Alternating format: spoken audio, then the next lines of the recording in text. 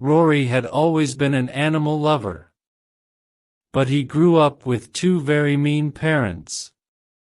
His mother said she had allergies, but every time he asked her what the allergies were, they changed. If he wanted a cat, she was allergic to cats. If he wanted a fish, she was allergic to fishes. If he wanted to go to the zoo, she was allergic to crowds. Rory's dad didn't have any allergies, but he hated animals. However, he loved eating meat, so when Rory said he wanted a cat, his dad said, cat. I haven't eaten cat before. We can get it nice and fat and then eat it. Then Rory cried and stopped asking for a pet. When Rory finished university, he moved to a small town, so he could have lots of space. The town had lots of dog parks, and it also had a cat park. Cat parks weren't normal, so he was very excited to go there. Rory thought a lot about what pet to get.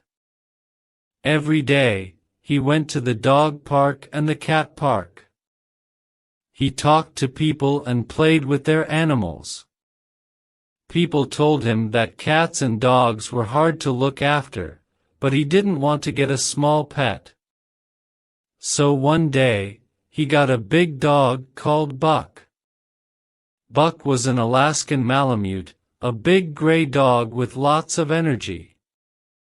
Rory had always loved these dogs, because they were social and loved to play. Rory and Buck had a lot of fun. They went for walks twice a day, and they played lots of games. Buck never bit Rory, and he never peed on the floor. However, Buck had a lot of hair. Soon, the house was covered in hair. When Rory tried to clean it up, he sneezed a lot.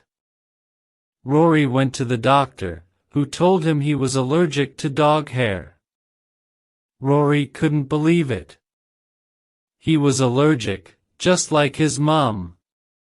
He thought maybe it would get better, but it just got worse.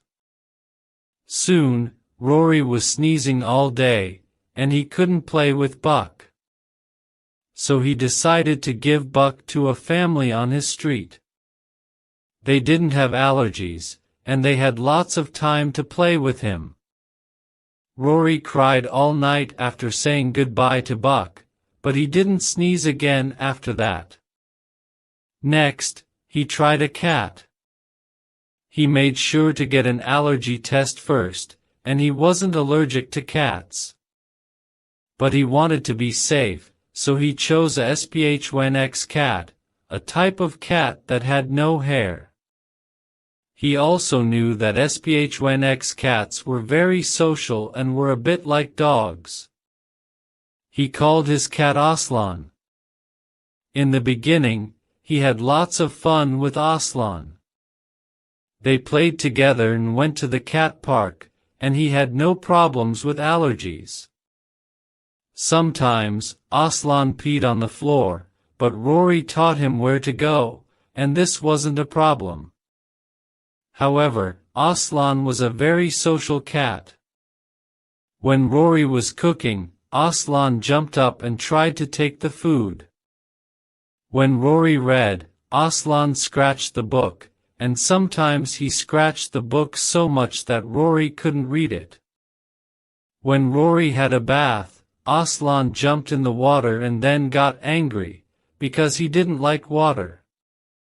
If Rory didn't play with Aslan, then Aslan was mean to him. He scratched his legs and hissed. One day, Rory woke up and the bed was covered in dead birds. There were probably 30 of them. Aslan had killed all the birds and put them on the bed, as a present to Rory. "Enough," said Rory. He found a sad old woman who lived alone and gave Aslan to her. She loved the cat, and when Aslan scratched her, she just said, "Oh, be careful, my dear." Finally, Rory decided he wasn't ready for a big pet. So he decided to get guinea pigs. Guinea pigs were very pretty, and they were easy to look after. Some of his friends at school had had guinea pigs, and he always wanted to play with them, but his mum said he couldn't because she was allergic. He got 2 guinea pigs, because they were very social animals. One was black, so he called her Black Beauty, and the other was pink like a pig, so he called her Babe. Black Beauty and Babe were sisters, so he thought they would be friends.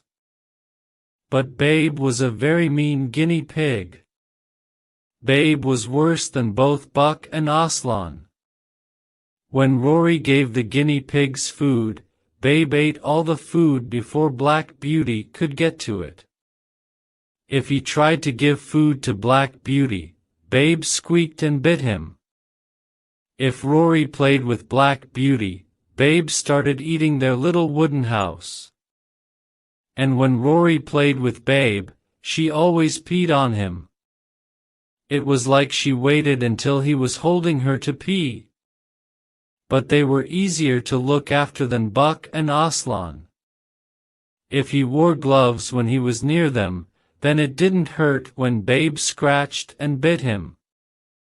And he did really love Black Beauty. "One day Babe will die," he said to Black Beauty, "and then I'll get you a real sister." That day did not come. One morning, Rory put on his gloves to feed the guinea pigs. The gloves were wet, Babe had peed in them. He didn't know how she had done it, because they slept in their little wooden house, which was locked. But Rory had stopped trying to understand Babe. He washed the gloves and then went to see them. The little wooden house was red. Rory couldn't understand. It looked like paint. Then he saw it. Babe's mouth was red, covered in blood. Next to her was Black Beauty's body. But it wasn't all there. Babe had eaten most of it. There was blood everywhere. The door of their house was covered in blood.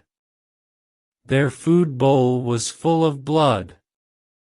Rory felt sick. The door to their house was open. Babe had unlocked it. How could a guinea pig break a lock? But that wasn't the worst part.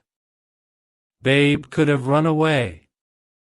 She could have run into the woods, but she chose to stay here. She wanted Rory to see this. She wanted him to see what she could do. She wanted him to be afraid of her. Rory took a deep breath and went to get his phone. He called the police. 5 years later. Rory loved his job, and he knew he was good at it. His little shop won a prize almost every year. If you looked at the shop, you would think it was just a normal butcher's. "Rory the Butcher," said the sign.